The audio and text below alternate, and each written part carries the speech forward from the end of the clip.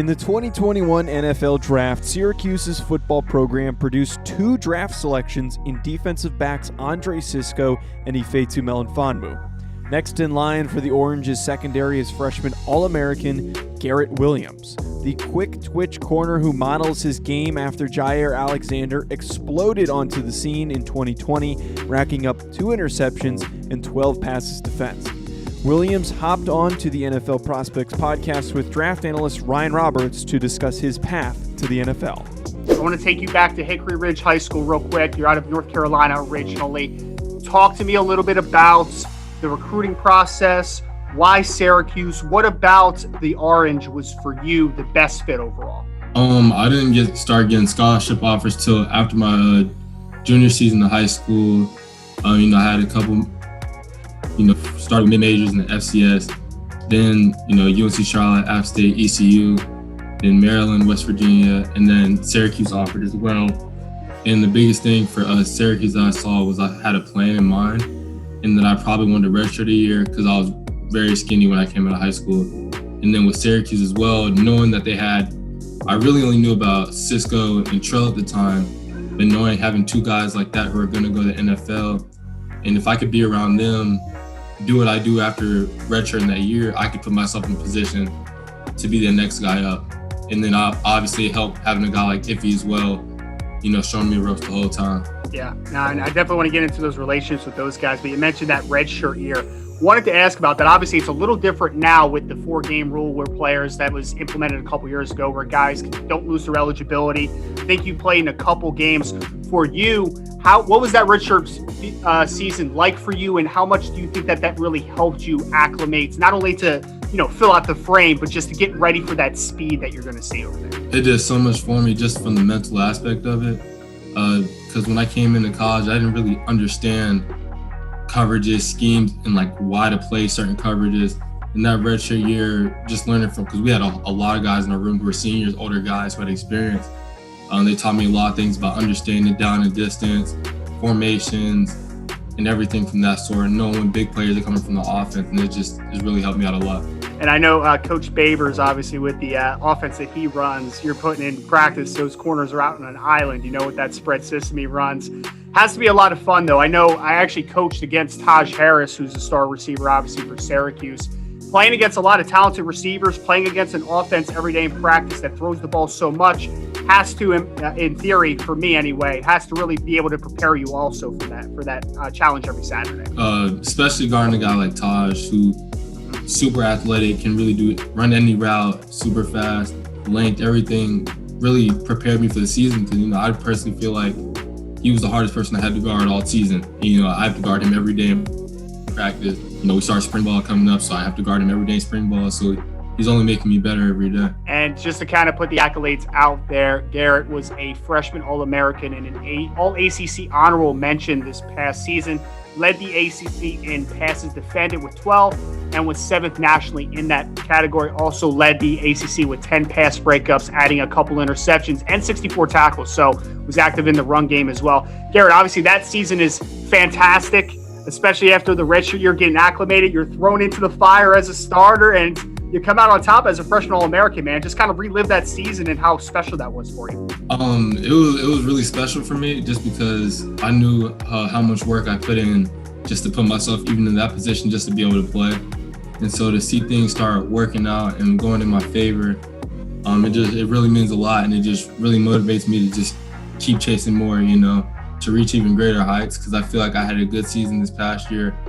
But there are so many plays I left out that I can really improve and really take my game to the next level, to go from an honorable mention to first team, and from a freshman All-American to a consensus All-American as a whole. And what are those things, Garrett, specifically from a schematic perspective, from a technique perspective? What's the next step for Garrett Williams to become that unanimous All-American? Really, truly trusting my technique every single down. I had a couple plays where I was lazy in my technique, and those ended up being bad plays for me. So really just consistency, because I know when I was focused every single play and locked in on what I had to do, I felt like nobody could beat me. So it's really just cleaning up and even learning the defense more, because, that was our first year. So learning more from what I'm doing, but also learning what the linebackers are doing, the defensive line, just understanding the bigger picture, everything to really put me in a position to be successful every single play of every single drive in the game. And the one thing I think that a lot of people obviously like about Melifonwu, besides for, that he's a freak of nature athlete and he's long as hell, is the fact of you guys do play a variety of coverages. I've seen him in press, I've seen him in off, I've seen all different things, obviously with you as well.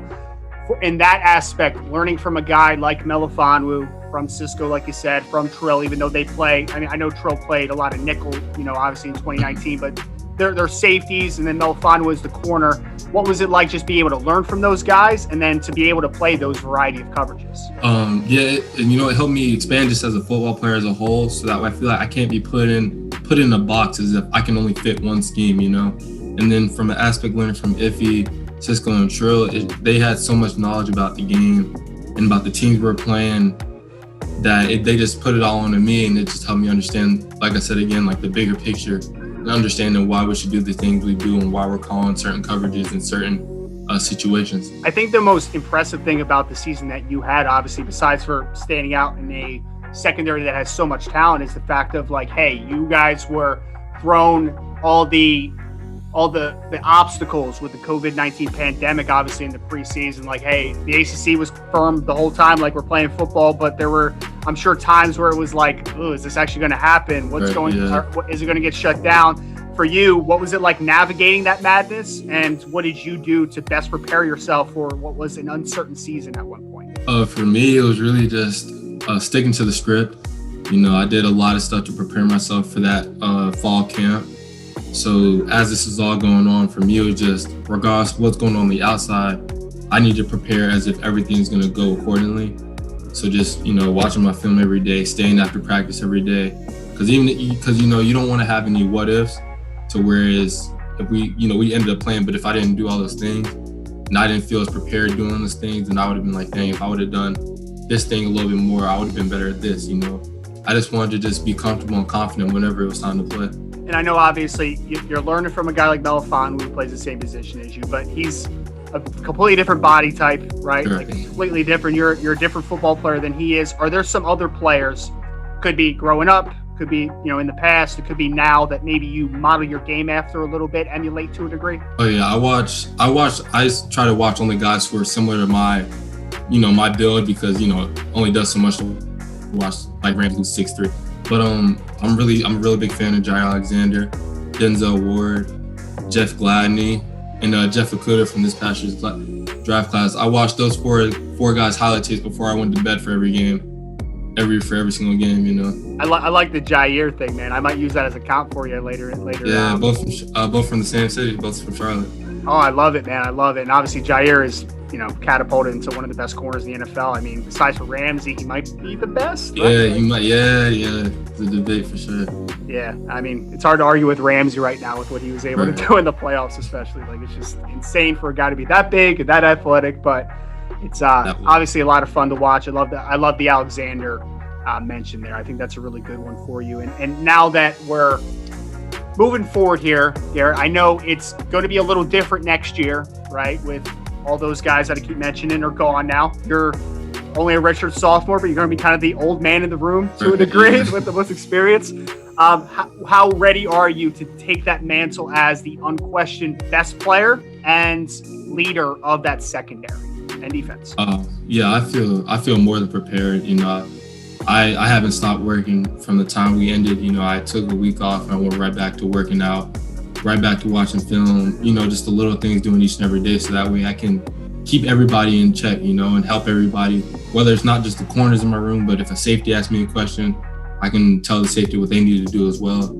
And, we got a really talented secondary, and so I'm really excited for all of us to be on the field for another year, because, we were all out there super young.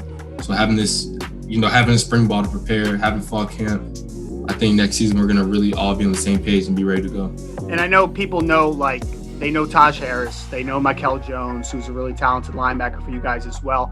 Like you were last year, a first-year starter where it kind of burst onto the scene. It doesn't have to be just a defensive back. It could be just on the team in general. Are there a couple guys that maybe you want to throw out names that could be the breakout stars that maybe people don't know about right now? Yeah, for sure.